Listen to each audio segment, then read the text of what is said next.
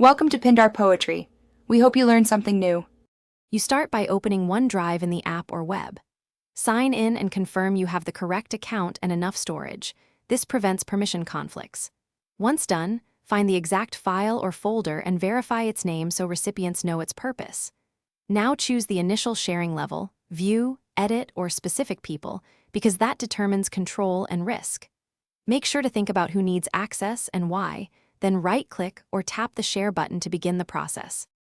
Once you click Share, you decide the link type and restrictions. This is the core control point. Choose anyone for broad access, people in your organization to limit to coworkers, or specific people for tight control. Then toggle editing permissions, block downloads if needed, and add an expiration or password to reduce long-term exposure. After adjusting options, preview the link to confirm settings. You can either enter recipient emails directly with a short message, or copy the link to finish by sending the link and confirming recipients can access the file, ask them to open it, and tell you what they see. Once shared, use the File Details or Manage Access panel to monitor who has permission and revoke or change rights immediately if something looks wrong.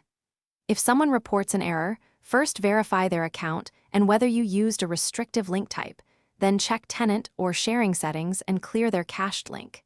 If needed, regenerate a fresh link with corrected options. Thanks for watching.